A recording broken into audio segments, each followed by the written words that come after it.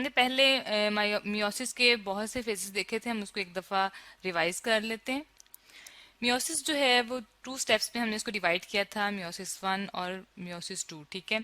और जो मियोसिस 1 है उसकी सबसे लॉन्गेस्ट होता है प्रोफेज 1 होता है, ठीक है, मेटाफेज, एनाफेज और टीलोफेज। मियोसिस 2 जो है जस्ट लाइक माइटोसिस है, हम यहाँ लिख लेते हैं, ठीक है, जस्ट लाइक माइटोसिस है। और इसको हमने 2 साइड्स में डिवाइड किया। हम जो पढ़ रहे हैं वो हम पढ़ रहे हैं मियोसिस के स्टेप्स, फेजेस सॉरी। और मियोसिस 1 जो होती है उसके अंदर जो है हमने प्रोफेज 1 जो है पहले डिस्कस की थी, उसको हम एक दफ़ा हमने प्रोफेज 1 में देखा था, जो कि मियोसिस 1 का ही स्टेप है, कि हमारे पास जो हमारे पास मौजूद है सेल होता है, सेल के अंदर हमारे पास सेंट्रियोल्स होते हैं, ठीक है, जो स्पिंडल फाइबर बनाते हैं, ठीक है। और इसमें हमारे पास है न्यूक्लियर एनवेलप जो है, न्यूक्लियर का जो कवर होता है वो खत्म होना शुरू हो जाता है, ठीक है। जैसे आपको नजर आ रहा है ये डिसइंटीग्रेट हो गया, ठीक है। ये हमने ये वाला स्टेप देखा था।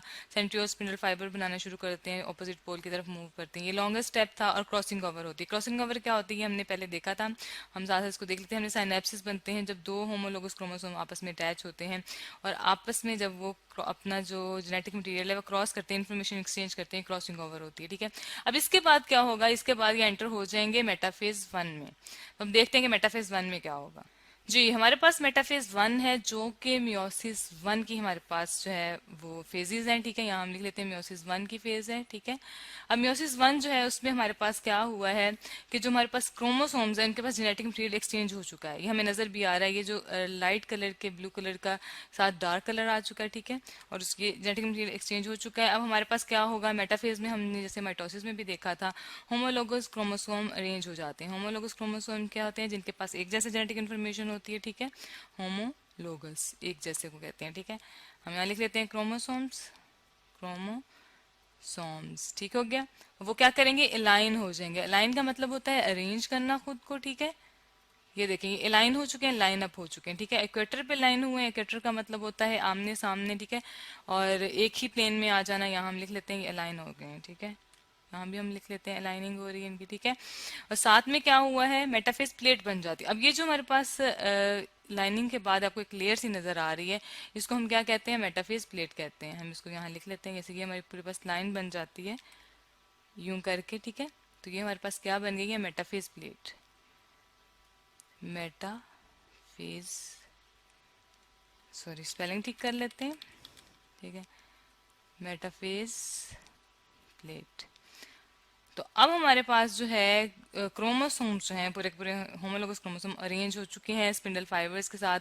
जिस चीज से अटैच होते हैं वहाँ पे प्रोटीन होती है, उसको कनेटोकोर कहते हैं, ठीक है। ये हमारे पास सेंट्रोमियर इसके साथ यहाँ पे अटैच हो चुके हैं। ये हमारे पास स्पिंडल फाइबर्स हैं, इनको भी लेबल कर लेते हैं। ये हमारे पास क्या है, स्पिंडल फाइबर, ठीक है जी।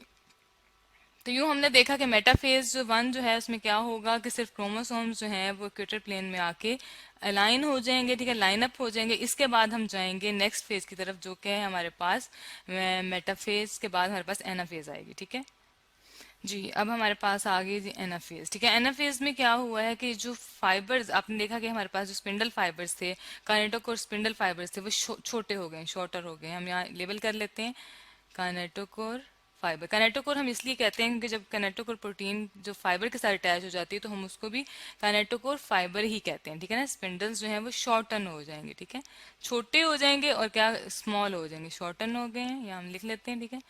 ये ऑपोजिट पोल की तरफ अलग अलग हो गए, दो ऑपोजिट पोल करेंगे और ये क्रोमोसोम को पुल करेंगे, ठीक है। शॉर्टर होने के बाद क्या करेंगे, पुलिंग कर रहे हैं क्रोमोसोम्स की, इसको हम यहाँ लिख लेते हैं, ठीक है। ये पुलिंग करेंगे, ठीक है। आप एक ऑपोजिट पोल की तरफ खींचने को हम पुलिंग कहेंगे, ठीक है ना। तो ये पुलिंग कर रहे हैं। और इसकी एक जो इम्पोर्टेंट बात ये है कि हमारे पास क्रोमोसोम पूरे का पूरा जा रहा है, अलग अलग नहीं हुए क्रोमेटिड्स, ठीक है। हमारे पास पूरे का पूरा क्रोमोसोम जो है वो मूव कर रहा है, इसको हम लेबल कर लेते हैं, हमारे पास पूरा क्रोमोसोम है, ठीक है। तो पूरा क्रोमोसोम मूव कर रहा है, तो ये अलग अलग इसके साथ सिस्टर क्रोमेटिड्स जो हैं, ट्रू क्रोमेटिड्स ये वाले और इसके साथ ये वाला क्रोमेटिड जो है ये इकट्ठे मूव कर रहे हैं, ठीक है। ये दोनों क्या है, क्रोमेटिड्स हैं, हम यहाँ लिख लेते हैं। तो ये भी साथ में मूव कर रहे हैं, इसकी वजह से ये जो है हमारे पास मियोसिस जो है रिडक्शन डिवीजन कहलाती है, क्योंकि ये अब हाफ कर देगा क्रोमोसोम को, ठीक है। क्रोमेटिड्स हो गए, ठीक है। और अब हमारे पास जो है हेप्लाइड सेट्स बन जाएंगे, आधे आधे हो जाएंगे। हमारे पास 4 क्रोमोसोम्स है, ये हाफ हो जाएगा, यहाँ हम लाइन लगा लेते हैं, ठीक है। ब्लैक कलर कर लेते हैं यहाँ से, ये हाफ हो गया, ठीक है। ये हाफ जो हो चुका है, ये 2 सेट्स बन गए हमारे पास, ठीक है।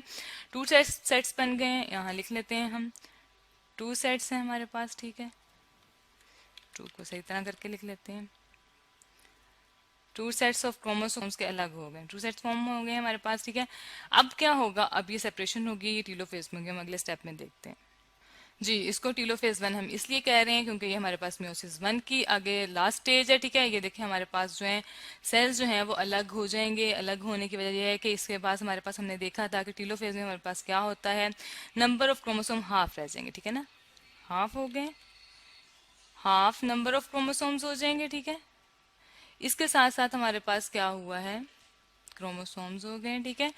स्पिंडल फाइबर जो है वो डिसअपियर हो गए, आपको कहीं भी स्पिंडल फाइबर नजर नहीं आ रहे, ठीक है। इसके साथ न्यूक्लियर एनवेलप बनना शुरू हो गया, या हम लिख लेते हैं न्यूक्लियर एनवेलप फॉर्म, ठीक है। एनवेलप फॉर्म, ये सारी स्टेप्स जो है माइटोसिस की तरह की, माइटोसिस का जो टीलोफेज होता है उसी तरह की होती है। बस ये है कि ये अब हमारे पास जो एक यूनिक बात थी, हमारे पास क्रोमोसोम्स ने हाफ होना है, ठीक है। इसके बाद हमारे पास साइटोकाइनेसिस का स्टेप होता है, वो यहाँ होगा, ठीक है। साइटोकाइनेसिस कैसे होगी, हमारे पास जो है साइटोप्लाज्म जो है वो भी डिवाइड होगा। हमारे पास कैरियोकाइनेसिस हो चुके हैं, न्यूक्लियस डिवाइड हो चुका है, अब यहाँ पर प्लेट बनेगी जिससे हमारे पास अलग अलग हो जाएंगे, साइटोकाइनेसिस होगी, ठीक है। यहाँ हम लिख लेते हैं अब हमारे पास कौन सा स्टेप होगा, यहीं पर साइटोकाइनेसिस होगी, ठीक है। साइटोकाइनेसिस का मतलब होता है साइटोप्लाज्म का अलग अलग होना, ठीक है। साइटोकाइनेसिस ठीक हो गया। अब हमारे पास जो सेल बने हैं साइटोकाइनेसिस के बाद, साइटोकाइनेसिस के बाद वो हैप्लाइड हैं, ठीक है।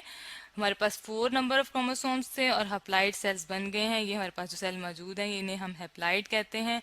हाफ हो चुके हैं, आधे हो चुके हैं। हमारे पास जो थे क्रोमोसोम में हमारे पास जो 4 थे, 4 को आधा आधा करके हमने 2 ये हमारे पास हैप्लाइड सेल्स हैं, इनको हम लेबल कर लेते हैं, ठीक है। ये कौन से सेल्स हैं, हैप्लाइड सेल्स हैं, और इसको हम एन फॉर्म कहते हैं, ठीक है। हैप्लाइड सेल्स एन फॉर्म हो गई, ठीक है। अब हम नेक्स्ट में देखेंगे कि ये कैसे मियोसिस टू में एंटर, मियोसिस टू में सॉरी एंटर होते हैं, ठीक है।